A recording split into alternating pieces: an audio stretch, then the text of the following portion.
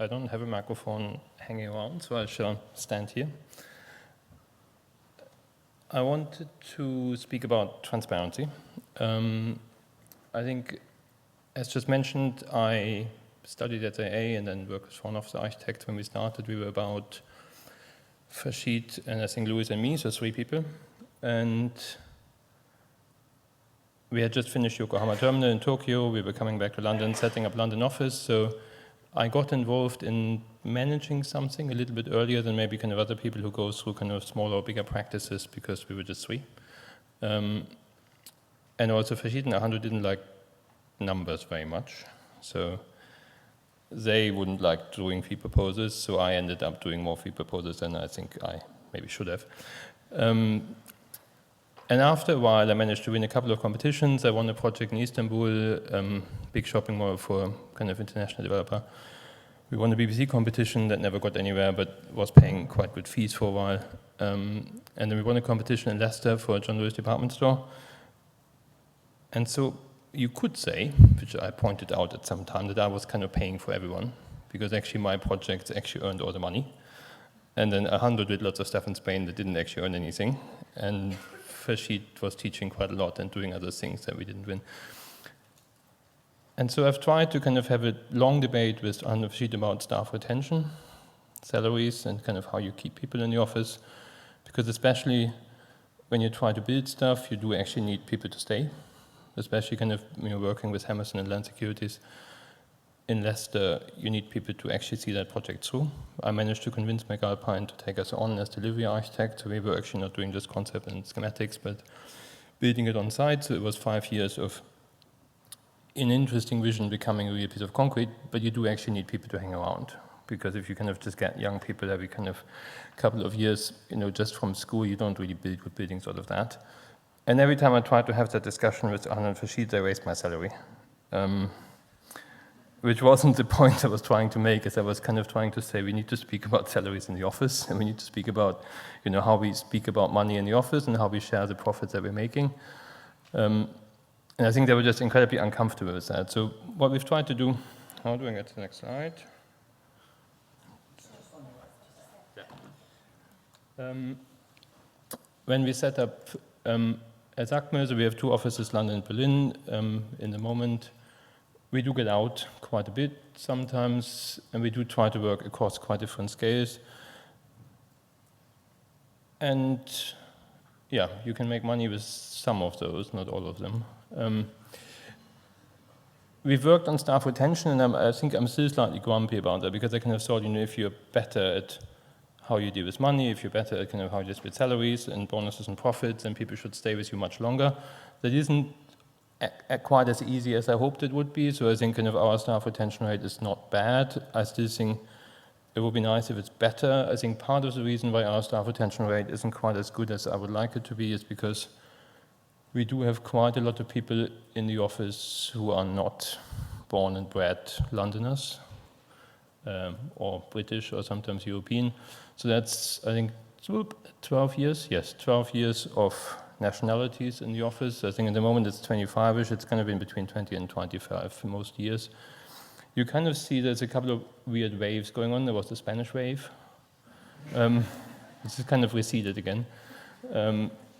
There's a kind of German hump somewhere there, and there's the English one is the first one. So there's an English base, and then there's a German hump there because we did a very big project, Federal Bank in Leipzig, so we had to have quite a few Germans kind of for the last 2 years. But in many other ways, the curve slightly more reflects the economy in other countries than what we want to do, because basically when the Greek are having a crisis, then we get more Greek, basically. If the Spanish having a crisis, then we get more Spanish. So it is slightly more reflecting kind of how recruitment works in London, that we get amazing applications, but obviously kind of, London is attractive in its own right, but also kind of other countries have different motivations why people might want to get out for a couple of years. What we are struggling with on the retention rate is basically what I'm losing. Then age comes later. You see, when people get too old and want to have family, it is getting quite hard if you have really interested grandparents, potential future grandparents in Madrid, and you're starting to discuss kind of English kindergarten and schooling arrangements to keep them here. So I think there's things that we can solve in the practice in terms of how good we make things. There are certain things we can't solve in the practice, where sometimes if both of them are Spanish and the grandparents are kind of waving from the background, we can never provide that kind of support network, even though we actually have now rented the top floor of our building and we will open a small nursery, but I'm not sure that's enough. In terms of, we have a male-female problem. We've had a male-female problem for quite a while. So in combination with the kind of, we were thinking we would like to be a bit more English, and we would like to have a few more males just to get to 50-50. We kind of think we can actually put an advertisement in the papers to ask for white English blokes to apply. So probably not acceptable. Structure is pretty normal. The two things I wanted to speak about that we've kind of tried to do a bit more, how to take people along in the office in terms of how we're doing and how we communicate, how we're doing financially. And as a company, in terms of profit and turnover, is to do two things. We do an annual report, and we do a weekly Monday morning brief reporting on finance to everyone in the office. So that's age. That's not quite up to date, but that was 6 years of age. So we kind of see people get older. Sometimes they seem to stay with us. So we seem to, as a practice, get older. So that's 25, 30, 40, 50, 60. But it's a reasonably young practice, and the staff is reasonably young, even if it's getting older. We have sometimes made an effort to actually collect our travel miles. So this was 1 year of traveling, broken down into January to December. With every trip, I think there is train and plane, not quite getting to the moon, which is not a good thing. And then there's, I think, we've mapped journey frequency and distance across UK and then across Europe. And then there's a couple ones of longest continuous trip, biggest mileage per trip, and so on. So one can have a lot of fun with data. Doesn't necessarily, well, it encourages you to travel less. But, we've also tried to map between us a little bit more kind of what kind of projects we work on. So this was, I think, a snapshot of 1 year, and I think you probably all know that, but basically there's a number of projects alive in the practice at any one point in time, but alive can mean many different things. Alive can mean on life support or in intensive care or kind of very healthy and kind of actually getting somewhere. So we don't actually have 25 projects alive as projects. I think in reality we probably have 10 projects that I really kind of have a team on and really working at any one point in time. But there are other ones which are kind of hanging about, and that was just us trying to map scale. Scale as vertical, so how big projects are and we're kind of, that's partly, I think we would do it just for the fun of actually seeing it. We would also kind of do it because actually it's interesting, because I think we would like to have a good mix of scales. And so sometimes it's an interesting tool to kind of find that you've got too much yellow on this page, and that's not a good thing because you shouldn't. Well, we've called ACME for one of the reasons that we wanted to say ACME could be ACME as a company making everything. So there shouldn't just be one color on here. There should ideally be as many colors as possible, as we would actually like to challenge ourselves to work in as many different typologies as possible. So that was 15, that's 19. So you kind of see that the colors do change, the heights of bars sometimes changes. But I think so far we've managed across the years to have a reasonably okayish mix of colors and a quite good mix of scales. And then we do speak about money to everyone. So that's what we say every year. So this is, we don't send this out to everyone, because if you wanted to know, you could basically check what color is what project. Say, Victoria Arcade, 055, and you could find 055, you could look at our income, and you could work out how much fee we've earned every year from every project that we ever earned money on. So for that reason, when we send it out, we just delete the names. So then nobody knows. But for us internally, and I think the common parlance says you shouldn't have one project responsible for more than a quarter or maximum a third of your fee. And you see there's a couple of critical ones where you kind of notice that looks a bit dangerous. There is a bit too much of a practice riding on one project. But generally, I think kind of it looks reasonably good, as in there's things that start off as concept, and then they become, so for example, the orange one probably is Leeds. This is probably 2014 to 11, yeah, that would have been Leeds. that's what happens if you don't lose the job. So, it starts with this concept, and then it goes to schematics, and then you actually get appointed by the contractor, and you actually see it through, so it, becomes a pretty big number in there. Some other ones basically just don't make it, and some other ones just show up 5 times in a row, which means the project just keeps recycling itself, and you keep redoing your concepts one after the other. And then on the bottom, so the circle represents size.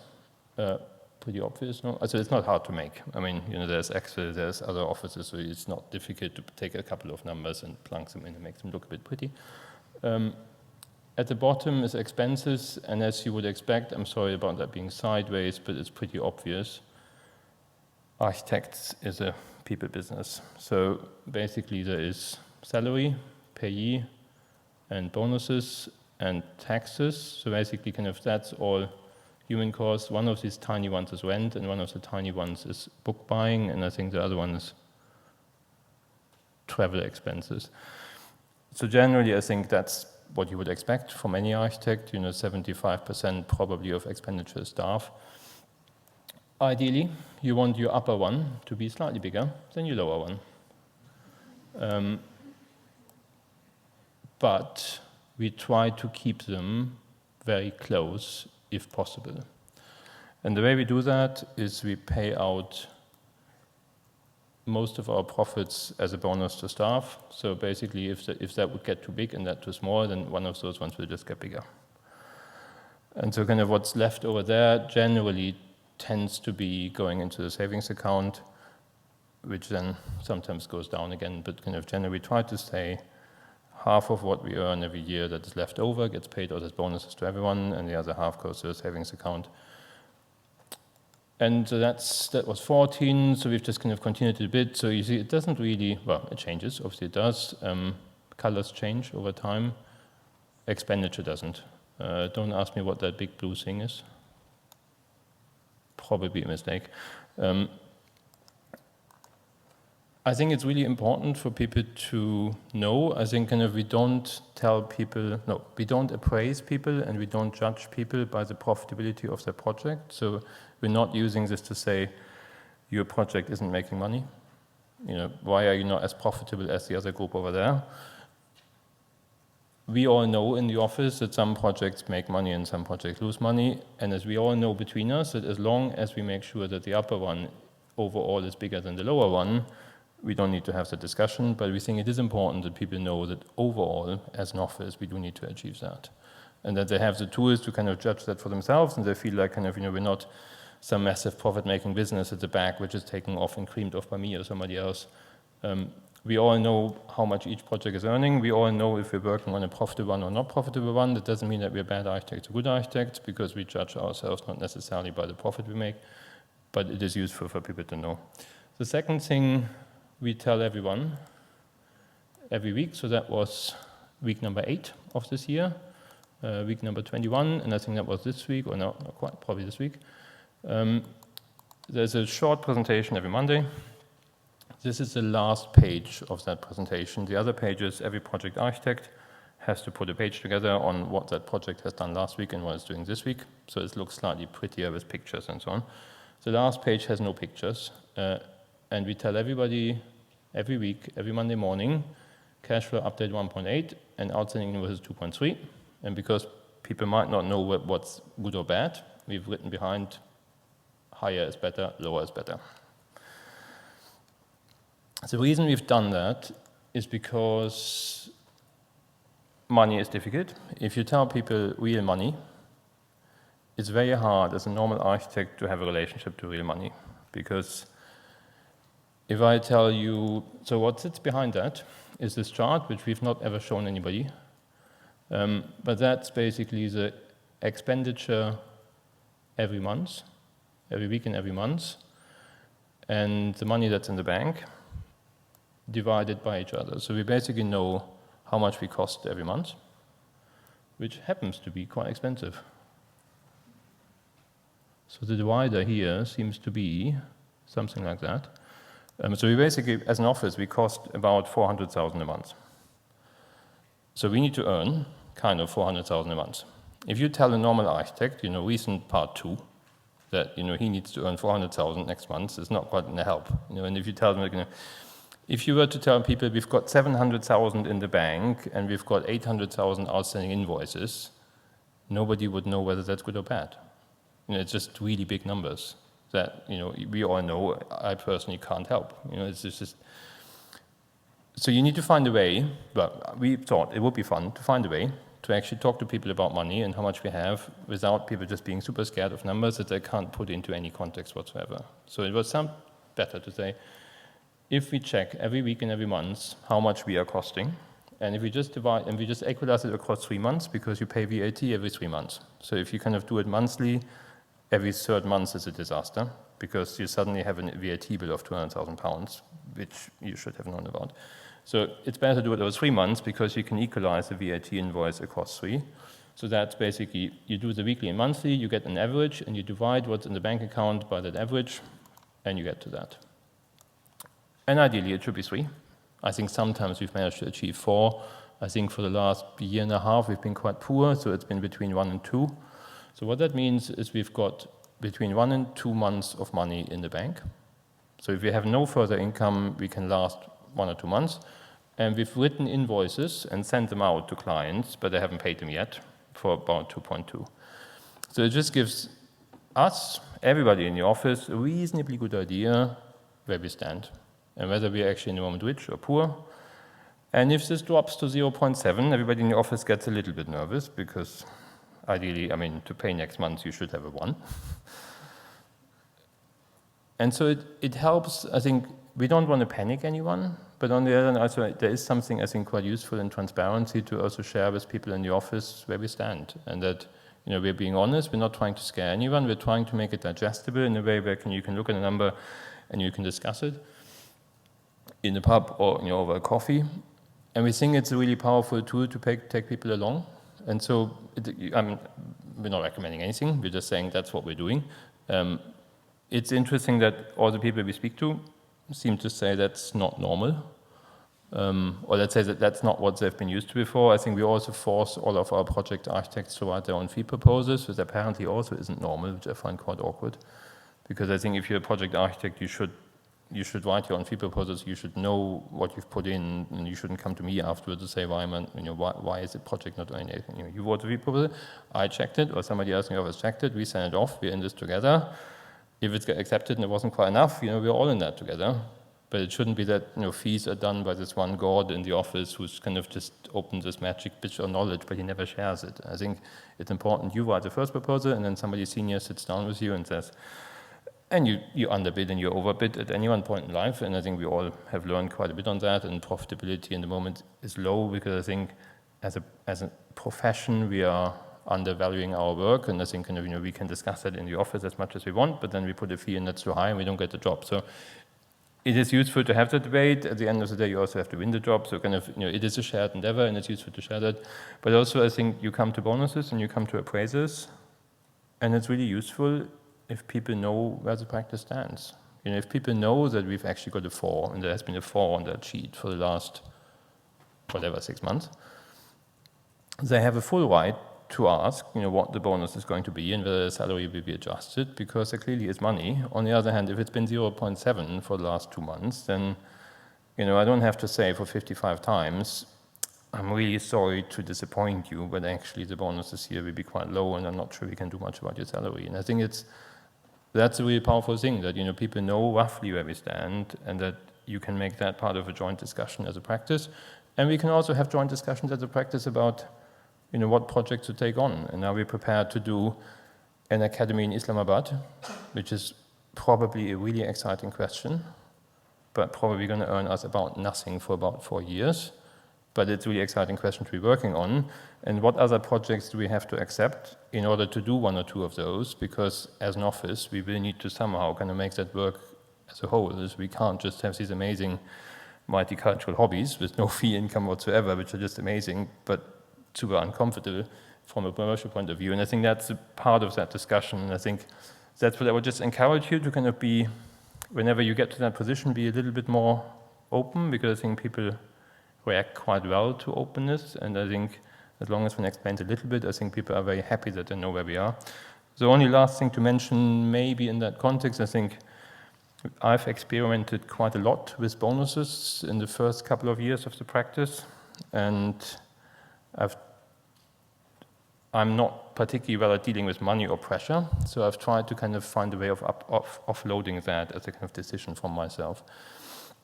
In the same way as that allows me to not deal with money too much, because I can just come every Monday morning and look at that, and as long as it looks half decent, I don't have to worry about it. And so I have decided after 2 or 3 years of experimenting with bonuses that we will pay bonuses strictly based on salary. And I've stolen that from John Lewis. I certainly didn't invent it. So you might know from John Lewis or not, basically the chairman stands up in your atrium of Oxford Street and announces 2.7. And then everybody at John Lewis says, oh, that's good. And then, I mean, this year he said 0.2, and everybody's like, that's the lowest ever.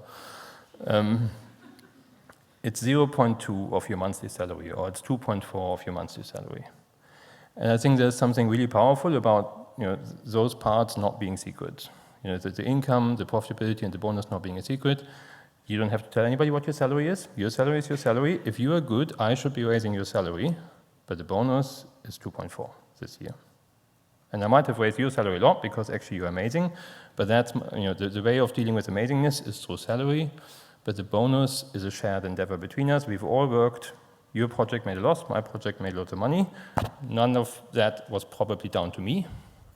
Maybe it was, but maybe that's part of being kind of in a shared endeavor. But it's very nice that you can just announce a bonus to everyone, and everyone can go to the pub and say it's really annoying that it's lower than last year, or it's really nice that it's better than last year, and nobody's going to say, but what did you get? And so I think that's also, it means that they don't pester me, which is quite nice. I mean, they pester me about salary, but they don't pester me about bonuses.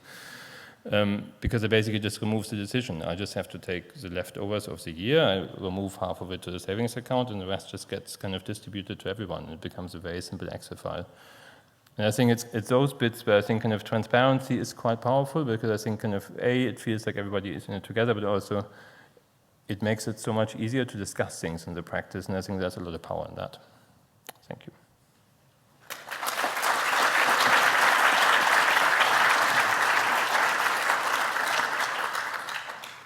If you'd like to come and join me at the front.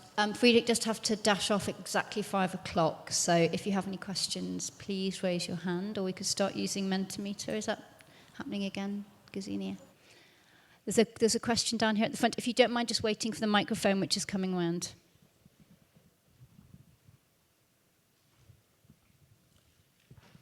Thank you very much for...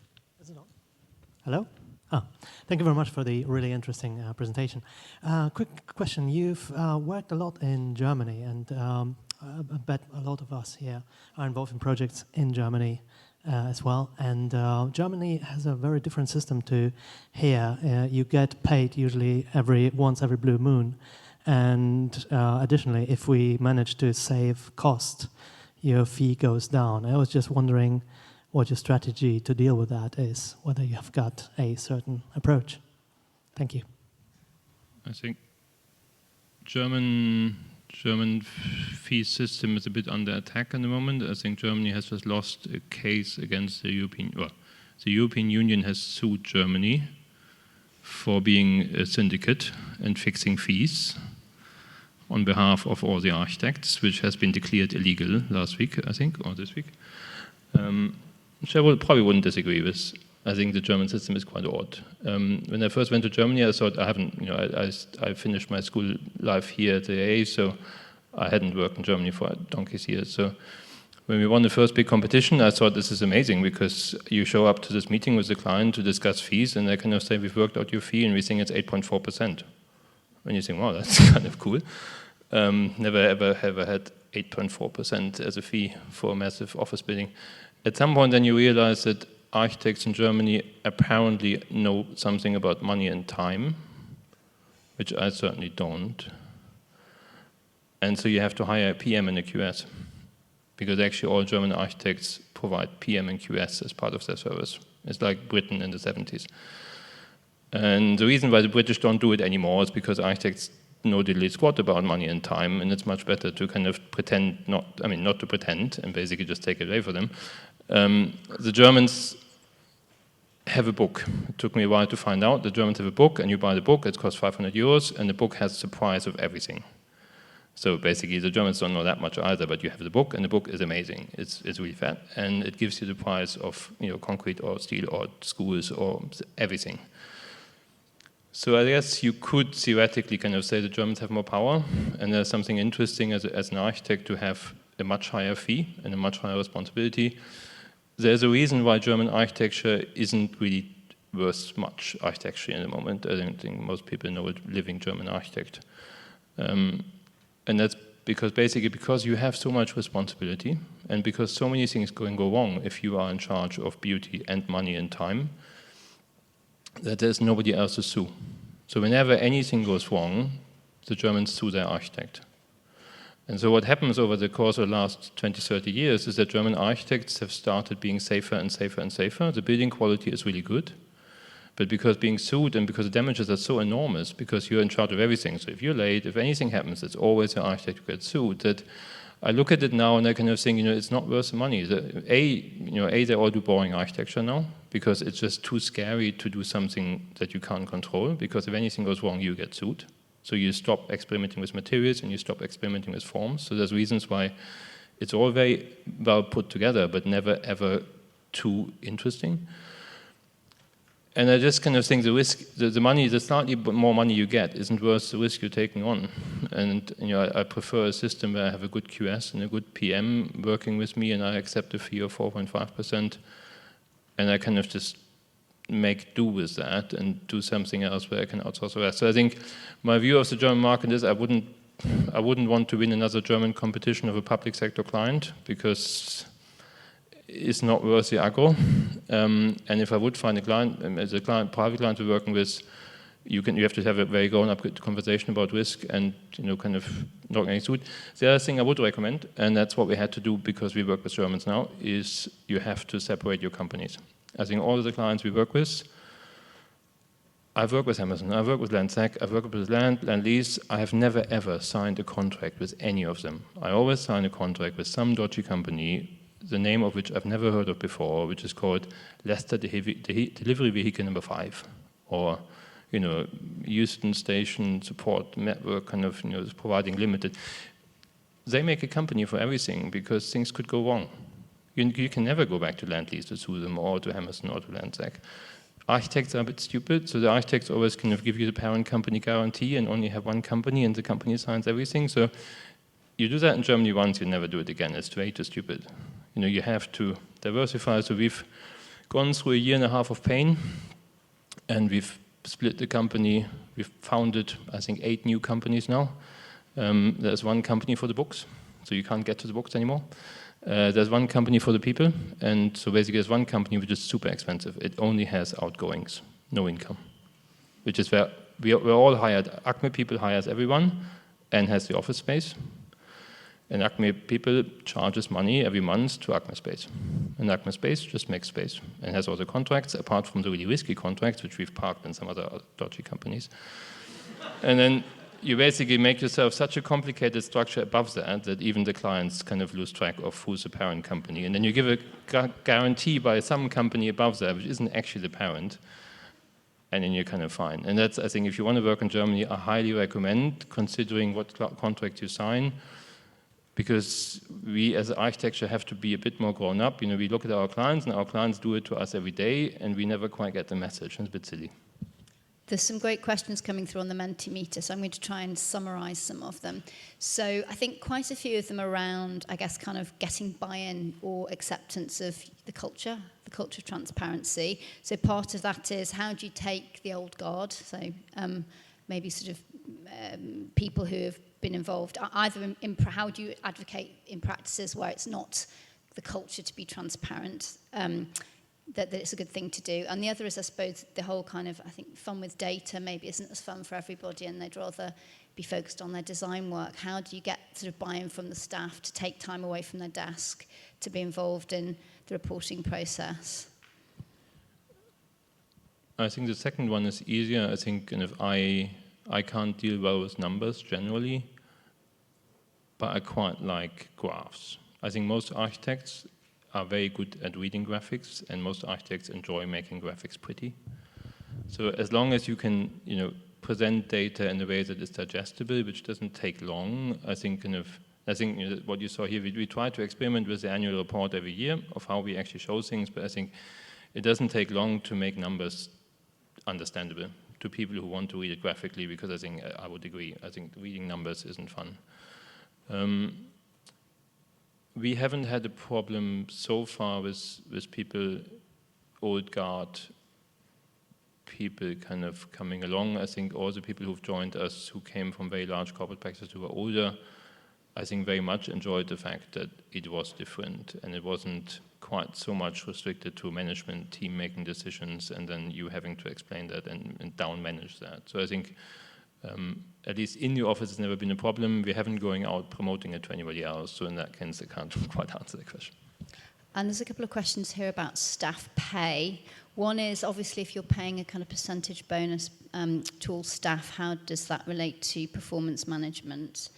And another question is how you base your staff salaries. Is it on a market rate?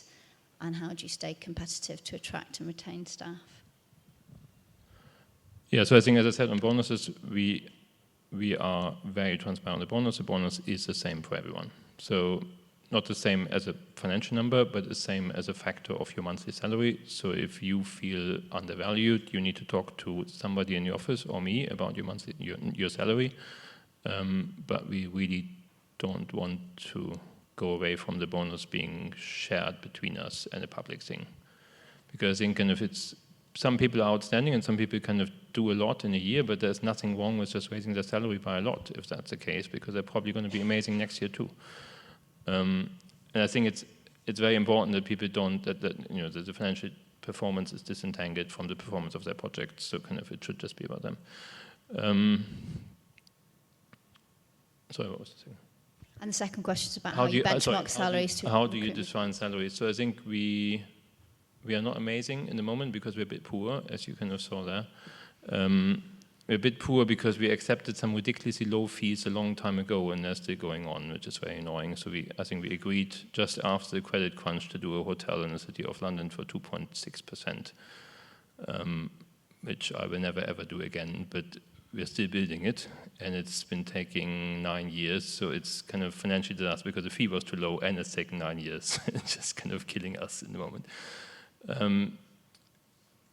We probably sit in the middle of the London band in terms of salaries. Sometimes we get people coming in with much lower expectations. Sometimes we get people coming in with much higher expectations than what we would pay somebody of that experience and roughly that kind of knowledge. We sometimes have to say to people that we love them very much, but we can't make them an offer because we don't really want them to join with a salary cut and we wouldn't be able to pay their salary. We try to, if people come to us with lower expectations, we try to just pay them what we would pay somebody in the office. So generally we try to work on the principle that if people go to the pub afterwards and do talk about the salaries and they have roughly the same age and the same responsibility, that the salaries are related. So that if somebody would disclose them all, we would not be embarrassed. However, we will not tell anybody else's salary. We've tried for a while being very strict to say, all associates are on X and all project architects are on Y. That didn't work because as we all get older, or some of us get older than others, kind of, you have to be much more fine-grained than that.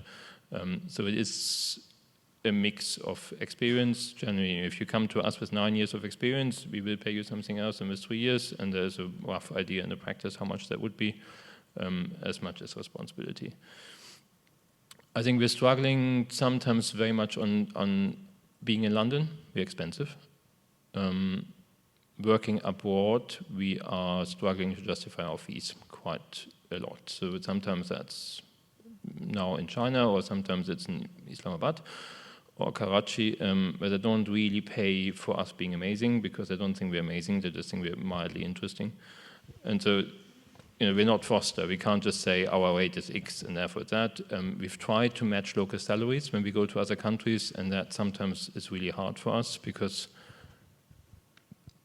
Dubai, for example, the overall team sometimes gets 7%, as a whole design team, and the architect gets kind of 3.5 of that or 3. And we struggle to make that work because the construction cost is lower than in the UK. So, 3.5% of something in Dubai isn't 3.5% here. It's actually less than that here. And so I think that's in the moment what's limiting us a bit. We can't pay quite as high salaries as we would like, as we earn quite a bit of our fees abroad, and that isn't as high as it would be in the UK. On the other hand, I think that's a conscious choice. We have decided that we want to work internationally. We think there's a lot of things we gain from that, we learn from that, and that we can bring to projects because we get out. But it means that we will not ever be as rich as some people who just really work here and work for one typology, a couple of good London clients. I'm going to take the last couple of questions together. One is a question around how you respond to the data you're gathering. So if your cash flow is consistently below 1, what do you do? And then, I suppose following on from that, very impressive financial intelligence. Where did you get it from? Obviously not in architecture school.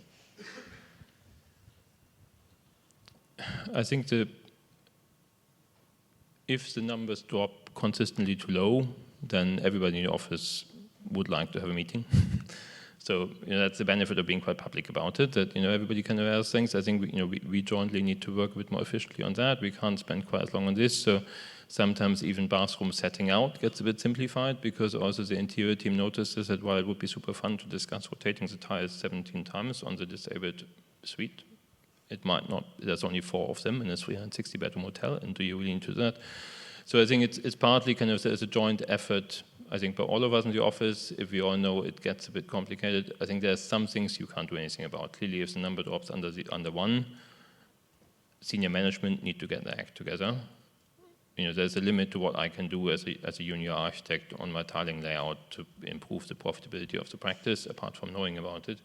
So that is partly for us to get a bit more efficient. It's partly for us to see whether we are also just undercharging or whether we can just charge a bit more for the work we're doing. So I think there's a number of responses. It depends what projects are mostly in the office at the time. Partly also related to how many competitions you can do. I think sometimes we would love to do more competitions, but then you just need to look at your cash flow, and then we have to say we probably can only do 1 competition this month because competitions do cost a lot of money, and the chance of winning is whatever, 1 in 6 or whatever your current rate is. I think in terms of financial intelligence, I think I like graphics, and so in that sense, I've been interested in converting numbers. I'm very uncomfortable with numbers, and I don't come from a rich background. So if somebody says to me, you need to earn 500,000 next month, that's not something I'm comfortable with in any way whatsoever. That's not my kind of scale. So I think I was keen to be transparent, but I was keen to find a way also for me not to have to look at numbers every week and every month that I find scary every week and every month. And I still find them quite scary, and I still find it quite scary that we have a turnover of 5 million every year because I never quite know where it comes from. And if you were to ask me where it comes from next week, I wouldn't know, but it magically seems to actually come from somewhere. And I think that's one of the reasons, I think also why we've stopped projecting, and I think most architects share that with us. I think it is very hard in architecture to predict the future, and if you try to be too scientific about looking ahead, you always panic. I think we've tried a few times looking at how much guaranteed income we have in 4, 5, 6, or 9 months' time. And it always looks scary. And then there's, we probably need to shrink by half. And we never have, because actually you just don't know. And you just have to find a way of dealing with that uncertainty without getting into a panic all the time, because I think I can look ahead 3 months, that's it. And you have to accept that anything beyond that, you have to just do a good job, and somehow magically mostly it works out. And if it doesn't, I think between us as an office we all know where we are and that we've tried, and if we really would have to fire somebody, I think we would at least have been transparent of how we got there. But I think generally one just needs to start to have more confidence in that uncertainty and not worry too much. On that note, thank you so much, Friedrich, for being so generous and transparent in sharing your business model with us. We'd just like to show our thanks to Friedrich.